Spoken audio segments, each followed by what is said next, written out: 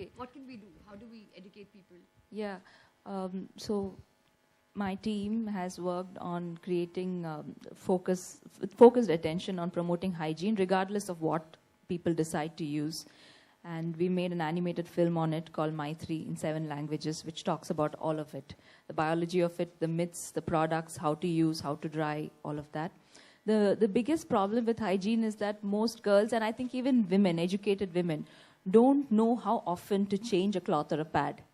And with products coming up with newer versions saying that you can use it for 12 hours and so on, they feel that using one sanitary napkin the whole day, especially if the menstruation is pretty scanty towards the 4th or 5th day, is perfectly fine. And this has been one big thing that needs to change.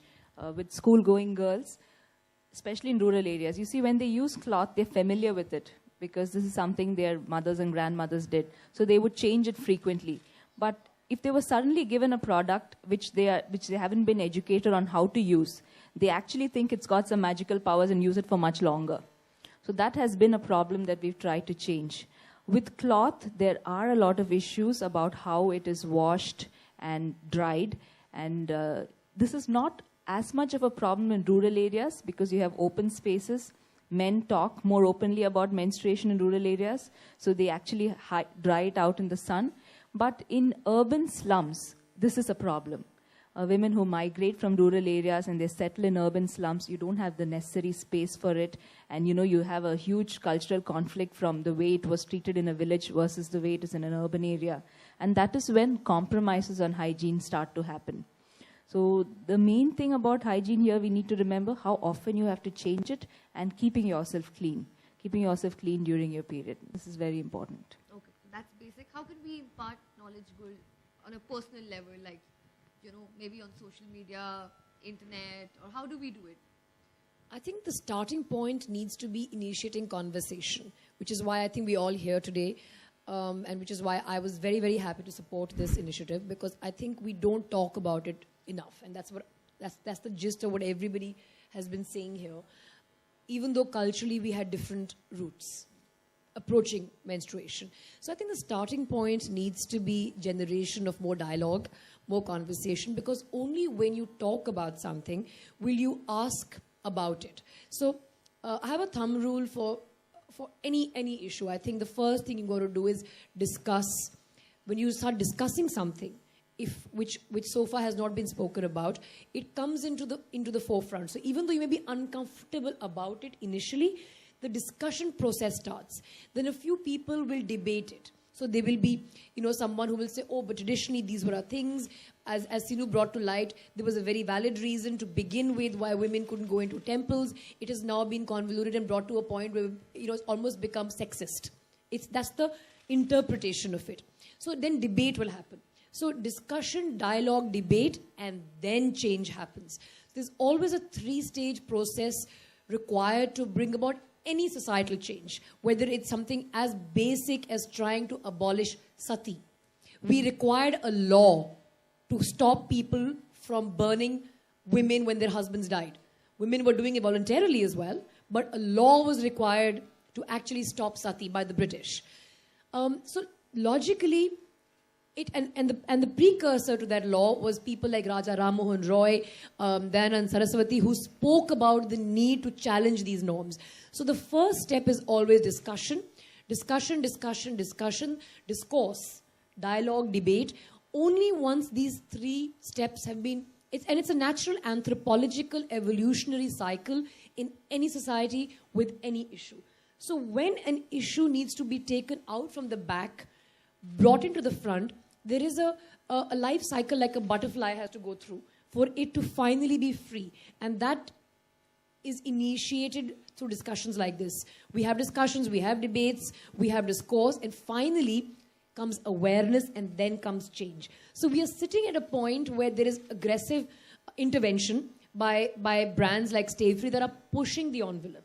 So that's where aggressive intervention comes and disrupts the natural process of change.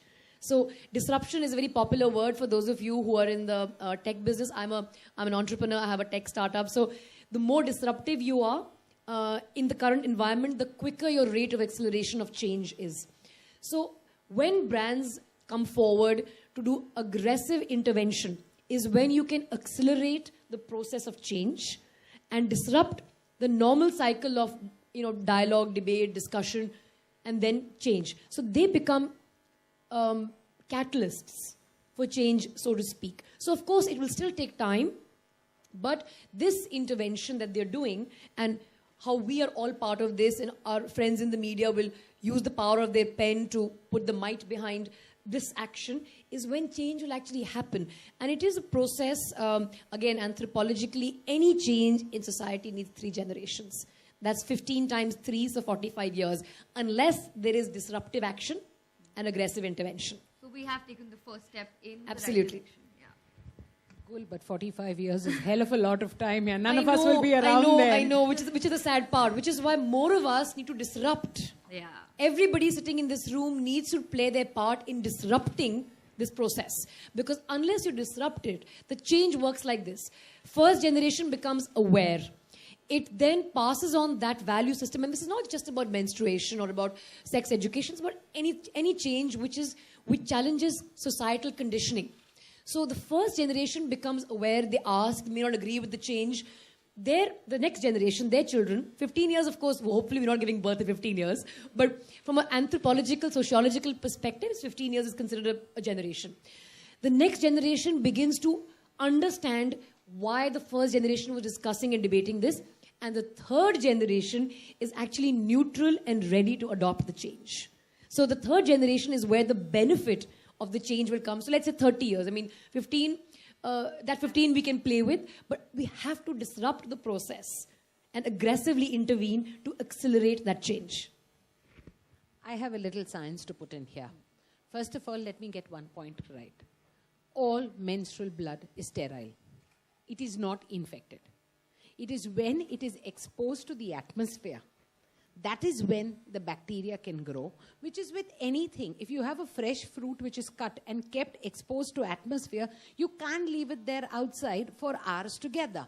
So that is the problem here. What we are talking about is menstrual blood being unhygienic, being dirty, is not really true. Otherwise, why would tampons work? So whatever it is, menstrual blood, one, is sterile. It is coming out of the body. It is a natural fluid excretion. Menses is only the loss of pregnancy. That is all that it is. It doesn't make a woman dirty, unhealthy, sick, none of the above. Scientifically, it goes on from the age of 10 years, which is by far the youngest. The 8-year bid would be a precautious kind of a scenario in today's day and age. It's going on longer. So that is up to the age of about 54. When I was a student 20 years ago, we'd say 45. Now we're saying 54. So that's how long you can keep menstruating. Menses is something that a woman has to learn to deal with. You do not associate it with any disease or illness. You do not stop a girl, a child, or a young girl from participating in any kind of extracurricular or curricular activity only because she's menstruating. She can go to the gym, she can go for her dance class, she can do exactly what she likes. Unfortunately, we have a very high incidence of polycystic ovaries, which has taken over today because of the increase in lifestyle diseases like diabetes. Obesity has become a problem. So all of this, hypothyroidism, obesity, diabetes, is related to irregular menses, which then is causing problems to the child today. The youngest I have seen is 10 years old in the 4th standard, who's fat, like really fat. She's obese, and she gets her period every 6 months. So these are lifestyle issues which are causing a problem. So scientifically speaking, talking about hygiene is great. You have to tell them, change your pad every 4 to 6 hours, but it is not infected blood. It is very sterile. That's how tampons work. Secondly, you have various sizes available. You have panty liners available. For the light spotting, you can use a panty liner. For the extra large size. It doesn't depend on the size of the person using it. It depends on it every 4 to 6 hours. Because once the blood comes out, that becomes a potent source of infection. While it is in your body, it is sterile. But the minute it comes, there are people that may land up with spotting for days on end. That has to have some kind of a medical... The device